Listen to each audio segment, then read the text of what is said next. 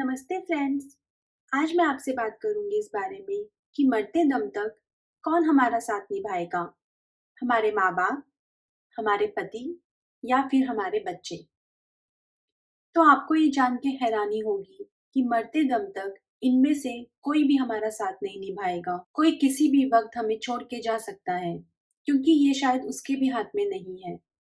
तो जो मरते दम तक हमारा साथ निभाएगा, वो इस दुनिया में सिर्फ एक ही है, और वो है हमारा ये शरीर, हमारी ये बॉडी।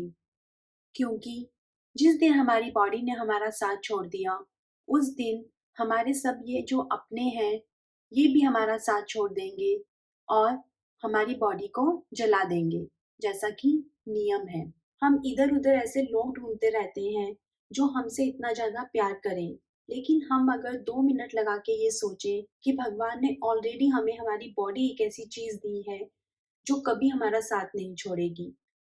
हमेशा हमारे साथ रहेगी। अगर आज हमें कुछ दर्द भी होता है, हमें चोट भी लगती है, तो वो दर्द हमारी बॉडी महसूस करती है। हमारा कोई अपना चाहकर भी उस दर्द को महसूस नहीं कर सकता।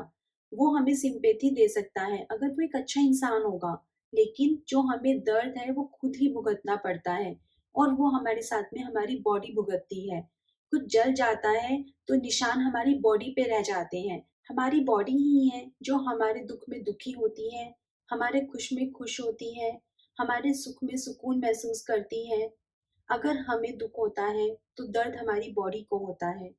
अगर हम रोते हैं, तो आँसू हमारी आँखों से निकलते हैं। अगर हम हँसते हैं, तो स्माइल हमारे लिप्स पे आती है। तो हमारी बॉडी ही है, जो हमें सबसे अच्छे से समझती है। हमें भी अपनी बॉडी से प्यार करना चाहिए। हमें भी अपनी बॉडी को बदले में प्यार देना चाहिए। पहले के ज़माने में ये कहा जाता था कि अभी तो तुम जवान हो, अभी तुम्हें कुछ नहीं पता चलेगा, लेकिन जब तुम बूढ़े हो जाओगे, तब तुम्हें पता चलेगा कि शरीर की प्रॉब्लम्स क्या होती हैं। अब अगर तुम अच्छा नहीं खाओगे, तो बुढ़ापे के अंदर तुम परेशान होगे। लेकिन अब तो बुढ़ापे तक वेट करने की ज़रूरत ही नहीं है। हमारे लाइफ़स्टाइल ऐसे हो गए हैं, हम अपनी बॉडी को इतना ज़्यादा नेग्लेक्ट करने लग गए हैं, जिसके कारण हमें जवानी के अंदर ही ये सब तकलीफ़ों का सामना करना पड़ रहा है, जो सब तकलीफ़ें पहले बुढ़ापे के लिए रखी जाती थी। अब ऐसा कुछ नहीं है कि हमारा शरीर बुढ़ापे में हमारा साथ छोड़ेगा। हम अपने शरीर को इतना ज़्यादा नेग्लेक्ट करते हैं, और इतना ज़्यादा जंक फूड और हमारा लाइफ़स्टाइल इतना बेकार हो गया है कि जो हमारा शरीर है वो जवानी में भी हमारा साथ छोड़ रहा है। क्योंकि हम अपने शरीर को जो देंगे, शरीर भी हमें वापस में वही देगा। अगर हम अपने शरीर को बहुत सारा जंक फूड देंगे, प्रोसेस्ड फूड देंगे, कुछ भी हेल्दी नहीं खाएँगे, शराब पिएँगे, सिगरेट पिएँगे, तो हमारा शरीर भी हमें वापसी के अंदर बीमारियाँ ही देगा। शरीर चाहे या नहीं चाहे, उसके पास ऑप्शन ही नहीं है।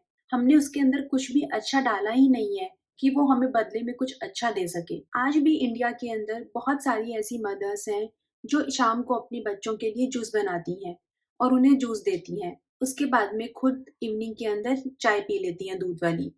तो अगर आपको ये बात पता ही है कि juice is more healthy than tea, तो फिर वो आप खुद पे भी इम्प्लीमेंट करो। आप 2 गिलास जूस बनाओ, एक अपने बच्चे के लिए और एक खुद के लिए। लेकिन बहुत सारे घरों में अभी भी ऐसा होता है कि जो ड्राई फ्रूट्स हैं या फिर जो जूसेस हैं, वो बच्चों को दिए जाते हैं या मेल को दिए जाते हैं या बड़े लोगों को दिए जाते हैं, और जो खुद हैं वो मूँगफली खा लेती हैं। या ऐसा नहीं है कि उनको कोई मना करता है, बस उतनी अवेयरनेस ही नहीं है, या किसी भी रीज़न से अगर आप ऐसा कर रहे हो, तो आप अपनी बॉडी के साथ में गलत कर रहे हो।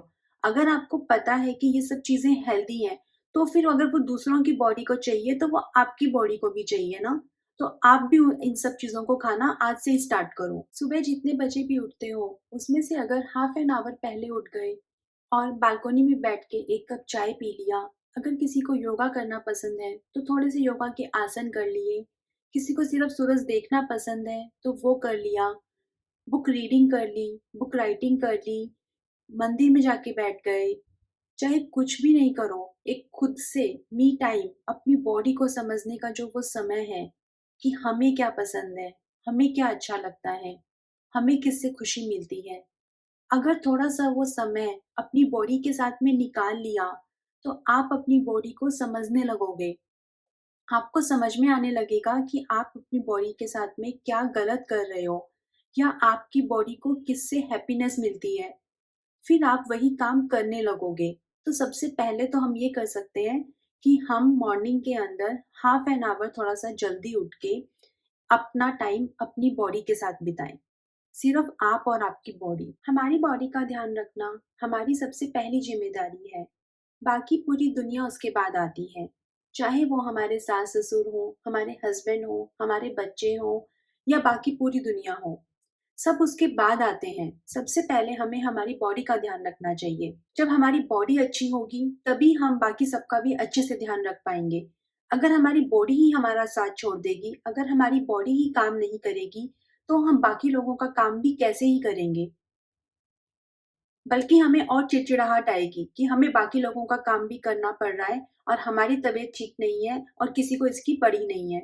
तो बजाय दूसरों से एक्सपेक्टेशंस रखने के, हमें खुद ही अपनी बॉडी का ध्यान रखना चाहिए। वेस्टर्न लोगों से प्रभावित होके हमें अपने संस्कार या हमें अपनी अच्छी आदतें नहीं छोड़नी चाहिए। जैसे कि हम अपने घरों में इतने सालों से देखते आ रहे हैं कि हमारी दादी माँ और हमारी मम्मी लोग रोज सुबह उठ के, फ्रेश होके, नहा धो के, मंदिर में पूजा करके उसके बाद में किचन में जाती हैं या फिर उसके बाद में अपना कुछ ऑफिस का काम स्टार्ट करती हैं। तो हमें भी ये प्रोसेस को फॉलो करना चाहिए और रात को टाइम से सोना चाहिए। हमारी बॉडी को एक डेली रूटीन की या दिनचर्या की आदत होती है। उसको नहीं समझ में आता है जब हम रात को सूरज ढलने के बाद भी रात को 2-2 3-3 बजे तक अगर जगते रहते हैं, हमारी बॉडी बहुत कन्फ्यूज़ हो जाती है। उसको नहीं पता चलता है कि आप कब उठोगे और कब उसको फ्रेश होना है। कब उसको कैसा महसूस करना है, बॉडी बहुत कंफ्यूज हो जाती है जब हमारा कोई डेली रूटीन नहीं होता है। इसलिए हमें एक डेली रूटीन बना के उसे फॉलो करना चाहिए और सब चीजें हमें वेस्टर्न लोगों के हिसाब से करने की जरूरत नहीं है, क्योंकि हम भारतीयों का डेली रूटीन का तरीका बहुत ज्यादा अच्छा है कि सुबह उठो, नहाओ, फ्रेश हो, पूजा करो, उसके बाद में अपने दिन की शुरुआत करो और रात को समय पे सो जाओ और अगले दिन फिर नई शुरुआत करो। इससे अच्छा डेली रूटीन कहीं हो ही नहीं सकता है। तो अगर हम इस रूटीन को फ़ॉलो करेंगे, तो हम भी पूरा दिन खुश ही रहेंगे, क्योंकि हमें पता है कि हमें कब क्या करना है। अगर हमारा कुछ रूटीन ही नहीं होगा, तो हम पूरे दिन ऐसे भटकते रहेंगे, कभी कुछ कर लिया, कभी कुछ कर लिया, कुछ समझ में नहीं आएगा कि क्या काम हुआ और क्या काम रह गया। इन द एंड ऐसा लगेगा, अरे! शाम हो गई अभी तक नहाया ही नहीं, ओहो! अभी तो मैं फ्रेश ही नहीं हुआ। और ये सारी प्रॉब्लम्स हमारी बॉडी को भी कंफ्यूज करती हैं। हमारी बॉडी को भी समझ में नहीं आता है कि उसे कब फ्रेश होना है, उसे कब अच्छा महसूस करना है, और वो अपने इमोशंस नहीं बता पाती है, क्योंकि हमारा कोई भी डेली रूटीन नहीं होता है। ये सब हमारे इंडियंस की जो एक अच्छी हैबिट्स हैं, ये हमें समय के साथ में नहीं छोड़नी चाहिए, क्योंकि अगर हम ही इन्हें छोड़ देंगे तो हमारे बच्चे तो इन सब हैबिट्स को कभी जान ही नहीं पाएंगे। और जब तक हमें ये बात समझ में आएगी कि हमारे आयुर्वेद के अंदर या हमारे जो एंशिएंट लोग थे, वो अगर इस प्रोसेस को फॉलो करते थे कि सुबह उठ के, नहा धो के, फ्रेश होके, भगवान के आगे 2 मिनट हाथ जोड़ने के बाद में अगर हम अपने दिन की शुरुआत करते हैं, तो उसके क्या बेनिफिट्स हैं। जब तक आप इस बात को जानोगे, तब तक बहुत देर हो जाएगी। इसीलिए जो चीज़ें हम अपने घरों में इतने सालों से देखते आ रहे हैं, उन्हें बिना किसी रीज़न के नहीं छोड़ना चाहिए। अगर आप 45 से 50 की उम्र के हैं, तो आपको अपना रेगुलर हेल्थ चेकअप कराना चाहिए। साल में आपको 1 बार डॉक्टर के पास जाना चाहिए और अपना फुल बॉडी हेल्थ चेकअप कराना चाहिए। इसके बहुत ज़्यादा फ़ायदे होते हैं। भगवान ना करे अगर आपको कोई बीमारी है, तो आपको बहुत ही अर्ली स्टेज में उसके बारे में पता लग जाएगा, बिकॉज़ ऑफ योर अवेयरनेस। अभी भी बहुत सारे ऐसे बुजुर्ग लोग हैं, जो इतने समझदार हैं, या मैं ये कहूँगी कि इतने अवेयर हैं अपनी बॉडी को लेके, कि वो हर साल जाके अपना हेल्थ चेकअप कराते हैं और उसके बाद में जो डॉक्टर बताते हैं कि उनको ये प्रॉब्लम है, उसे ठीक करते हैं। क्योंकि अगर आपकी बॉडी का कोई पार्ट खराब हो रहा है या फिर वो सड़ रहा है या उसमें कुछ प्रॉब्लम है, तो वो कभी ना कभी तो आपके सामने आएगी ही। उसकी आँखें बंद कर लेने से ऐसा नहीं है कि वो प्रॉब्लम खत्म हो जाएगी। उस प्रॉब्लम के बारे में आपको जितनी जल्दी पता लग जाएगा, उतना ज़्यादा आपके और आपकी बॉडी के लिए बेनिफिट होगा। इसीलिए डॉक्टर के पास जाने से बिल्कुल मत डरो।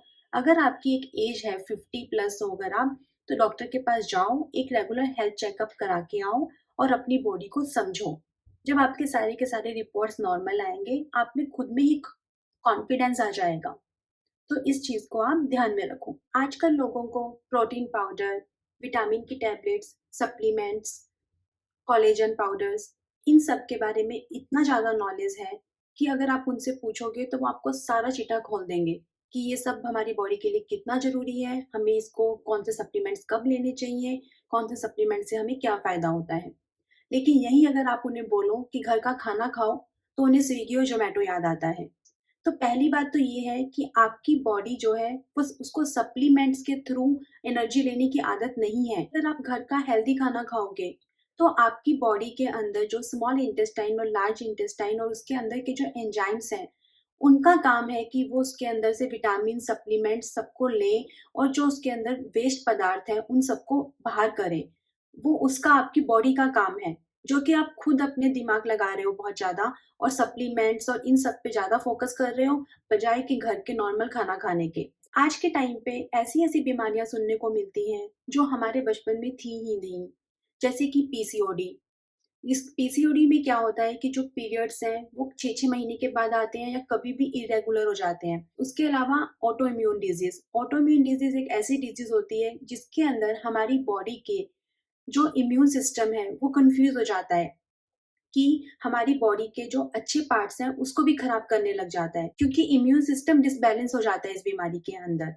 तो बेसिकली जो हमारी बॉडी है काइंड ऑफ वो सही सिचुएशन में नहीं है उस टाइम पे। ऐसे में लोग सोचते हैं कि जो आज का खाना है, वो पुराने ज़माने के जैसा नहीं रहा। लोग बोलते हैं कि जो फ्रूट्स आ रहे हैं, वेजिटेबल्स आ रहे हैं या फिर जो आटा आ रहा है, वो सब अब मिलावटी आ रहा है। या जो घी है, वो पहले ज़माने में ज़्यादा अच्छा आता था और अब बिल्कुल भी अच्छा नहीं है, इसलिए वो बहुत ही महँगे-महँगे ब्रांड्स की तरफ भागते हैं, ऑर्गेनिक की तरफ जाते हैं और वहाँ से परचेज़ करते हैं। क्योंकि उन्हें ऐसा लगता है कि जो ये सारे इश्यूज़ हैं, पीसीओडी, पीसीओएस, गर्ल्स को बहुत जल्दी पीरियड्स आ रहे हैं आजकल 11th और 12th की एज के अंदर। उसके अलावा ऑटो इम्यून डिजीज़ है, ये सब खाने-पीने से हो रहा है। पहले का जो फूड था वो हेल्दी आता था और जो अब का जो फूड है उसमें मिलावट आ रही है। अगर मान भी लेते हैं कि ये बात सच है, तो अगर हम पहले के ज़माने के लोगों को देखें, तो वो हफ्ते के अंदर 1 बार तो क्या 2 महीने के अंदर भी 1 बार होटल में खाना खाने नहीं जाते थे। वो अपने घर पे खाना बनाकर ही हमेशा खाते थे, इंडिया के अंदर एट लीस्ट। लेकिन आजकल हर वीकेंड पे लोग बाहर खाना खाने जाते हैं और प्रोसेस्ड फूड खाते हैं, इवन कि सिगरेट, शराब सब पीते हैं। तो क्या हम उन चीज़ों को कंसीडर नहीं करेंगे इन सब लाइफ़स्टाइल इश्यूज़ के लिए? तो हम ये नहीं कह सकते सिर्फ़ आज की वेजिटेबल्स, फ्रूट्स या फिर गेहूँ के अंदर ही प्रॉब्लम है। हमारे लाइफ़स्टाइल इश्यूज़ के लिए प्रॉब्लम ये भी है कि हम लोग बहुत ज़्यादा जंक फूड और प्रोसेस्ड फूड मार्केट का खाते हैं। फिर चाहे हम उन्हें पैकेज फूड के रूप में खाएँ या हम वीकेंड पे आउटिंग के रूप में खाएँ या फिर हम शराब या सिगरेट पिएँ, कुछ भी हम करें, ये सब चीज़ें हमारी बॉडी के लिए बहुत ही ज़्यादा हानिकारक हैं। बहुत सारी मदर्स का पेट भरा हुआ होता है, उसके बाद भी उनके बच्चे जो चीज़ झूठी छोड़ देते हैं, उसको वो ज़बरदस्ती खा लेती हैं। अगर आपके बच्चे ने आपसे पहले खाना खाया है, उसके बाद में उसने जो छोड़ा है, अगर वो आप ले रहे हो और फिर आप ओवरऑल अपना खाना कम ले रहे हो, तो फिर भी सेंस बनता है। लेकिन अगर आप ऑलरेडी खा चुके हो, उसके बाद में आपके बच्चे ने खाना छोड़ दिया, तो जनरली हम उस खाने का क्या करते हैं कि या तो हम उसे गाय को देते हैं या फिर हम उसको एक ऐसे डस्टबिन में डालते हैं जिसके अंदर वो रीयूज़ होता है। आजकल मोस्टली सब बड़े शहरों के अंदर ऐसा ही होता है कि गीला कचरा अलग रखा जाता है, फूड वेस्ट, और बाकी जो सूखा कचरा है वो अलग रखा जाता है। तो बेसिकली या तो हम उसे गाय को देंगे या फिर हम उसे उस कचरे में डालेंगे, राइट? आपकी बॉडी कोई कचरा थोड़ी है कि जो आप उसे उसके अंदर अपने अंदर डाल रहे हो, जस्ट ये सोच के कि ये जो खाना है वो वेस्ट नहीं होगा। लेकिन अगर आप उसे अपनी बॉडी के अंदर डाल रहे हो, जबकि आपकी बॉडी से पूछा आपने कि क्या उसे ज़रूरत है कि नहीं, सिर्फ़ आपके माइंड ने ऐसा बोला कि ये खाना वेस्ट हो जाएगा इसलिए मैं ही खा लेती हूँ। प्लीज़ ऐसा करना बंद करो। आप अपनी बॉडी के साथ में गलत कर रहे हो। अगर आपकी बॉडी को एक अनाज की ज़रूरत नहीं है तो उसे नहीं है। उसे राइट है नो बोलने का। आपकी रिस्पॉन्सिबिलिटी नहीं है कि आप सारा बचा हुआ खाना खुद खाओ। इससे अच्छा ये है कि आप अपने बच्चे को सिखाओ कि आपने अपना खाना जो झूठा छोड़ा है वो गलत है। आपको अपना खाना पूरा फिनिश करना चाहिए। अदरवाइज़ ये जो फूड है वो डस्टबिन में जाता है और वो वेस्ट होता है। बजाय उसे खुद के खाने के, अगर आप ऐसा करोगे तो वो आपकी बॉडी के लिए भी हेल्दी होगा और आपका बच्चा भी सीखेगा कि उसे फूड वेस्ट नहीं करना है, जो बेसिकली आपके भी वैल्यू सिस्टम है, तो आप अपना वैल्यू सिस्टम अपने बच्चों को पास ऑन कर रहे हो। और अगर आप उसका बचा हुआ ऐसे ही खाते रहे, तो वो भी यही सीखेगा या सीखेगी कि जब उसके बच्चे खाना छोड़ेंगे, तो वो भी अपनी बॉडी से बिना पूछे वो सारा का सारा खाना खा लेगी। तो इससे अच्छा है कि आप अपने बच्चे को ये सिखाओ कि आपके वैल्यू सिस्टम क्या है कि खाना झूठा नहीं छोड़ना है। भगवान ने हमको सारी अच्छी चीजें फ्री में दी है, जैसे कि हवा, पानी। हवा तो हमें ऑटोमेटिकली मिल रही है कि हमें उसमें कुछ करना नहीं पड़ता है। अगर हमें शायद कुछ करना पड़े तो हम सांस भी ना लें, मुझे कई बार ऐसा लगता है। लेकिन अगर आप सोचो तो पानी इस दुनिया में अमृत के जैसा है। एक तो वो फ्री है, एक वो हमारी बॉडी को न्यूमरस बेनिफिट्स देता है। पानी हमारी बॉडी के लिए कितना उपयोगी है ये आप सभी जानते हो, और आप सोच भी नहीं सकते कि पानी हमारी बॉडी को इनडायरेक्टली भी कितने ज्यादा फायदे देता है। तो अगर आप अवेयर हो तभी आप पानी पियोगे। अगर आप आज बैठ के सोचो ईमानदारी से, तो बहुत से कम लोग ऐसे होंगे जो 8 से 10 गिलास पानी डेली पीते होंगे।